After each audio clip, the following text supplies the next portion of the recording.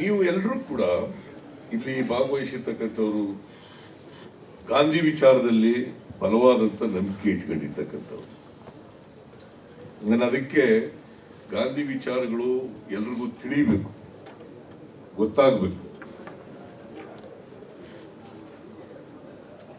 ಅಂತೇಳೇನೆ ನನಗೆ ಓ.ಸಿ. ಶ್ರೀನಿವಾಸಯ್ಯನವರು ಬದುಕಿದ್ದಾಗ ನನಗೊಂದು ಸಭೆಯಲ್ಲಿ ಹೇಳಿದ್ರು ಗಾಂಧಿ ಭವನಗಳು ಮಾಡಬೇಕು ಅಂತ. ನಾನು ಕೂಡಲೇ ಹೇಳಿದೆ. ಆಗ 30 ಜಿಲ್ಲೆಗಳಿದ್ದವು ಕರ್ನಾಟಕದಲ್ಲಿ. 30 ಜಿಲ್ಲೆಗಳಲ್ಲೂ ಒಂದೊಂದು ಗಾಂಧಿ ಭವನ ನಿರ್ಮಾಣ ಮಾಡ್ತೇವೆ ಅಂತೇಳಿ 90 ಕೋಟಿ ರೂಪಾಯಿಗಳನ್ನು ಮಾಡಿದೆ. ಅದು ಬಹಳ ಹಿಂದೆ ಚೀಫ್ ಮಿನಿಸ್ಟರ್ ಆಗಿರ್ಬೋದು, 16ನೇ ಇಸ್ವಿನಲ್ಲಿ. ಯಾಕೆ ಮಾಡದೆ ಅಂತಂದ್ರೆ ಇವತ್ತು ಯುವಕರಿಗೆ ಗೊತ್ತಾಗಬೇಕು, ವಿದ್ಯಾರ್ಥಿಗಳಿಗೆ ಗೊತ್ತಾಗಬೇಕು.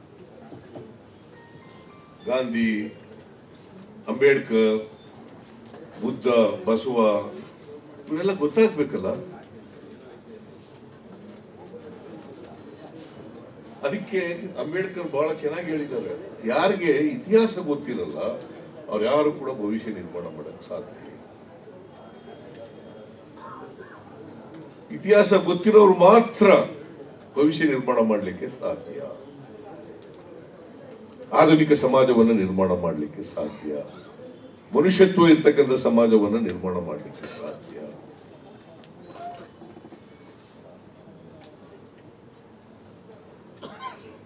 ಏನಾಗಿದೆ ನಮ್ಮ ದೇಶದಲ್ಲಿ ಅಂತಂದ್ರೆ, ಈ ರಾಜಕೀಯ ಕಾರಣಕ್ಕೋಸ್ಕರ ನಾನು ಅನೇಕ ಕಡೆಗಳಲ್ಲಿ ಹೋದಾಗ ಕೆಲವು ಜನ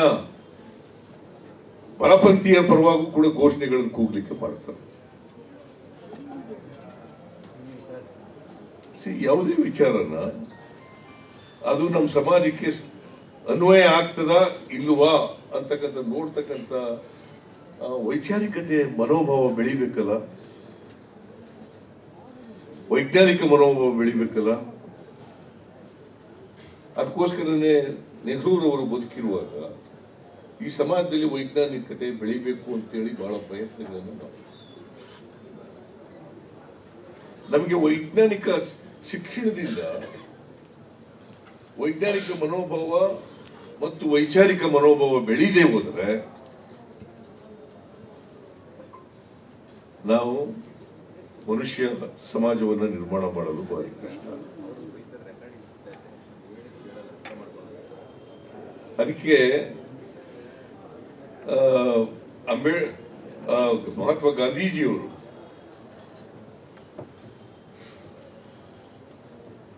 ಇನ್ಕ್ಲೂಸಿವ್ ಮತ್ತೆ non violence, inclusiveness and non violence,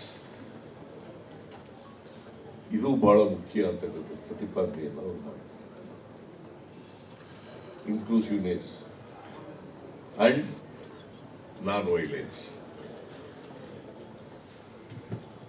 ಇದನ್ನ ನಾವು ಇತ್ತೀಚಿನ ವರ್ಷಗಳಲ್ಲಿ ವಿಮುಖರಾಗ್ತಾ ಇದ್ದೀವಿ ಅಂತ ಅನ್ಸುತ್ತೆ ಸಮಾಜವನ್ನು ನೋಡಿದ್ರೆ. ನಾವು ಗಾಂಧಿ ವಿಚಾರಗಳು, ಅಂಬೇಡ್ಕರ್ ವಿಚಾರಗಳು, ಬುದ್ಧ ಬಸವನ ವಿಚಾರಗಳು ಅವುಗಳನ್ನ ಪಾಲನೆ ಮಾಡ್ತಕ್ಕಂಥ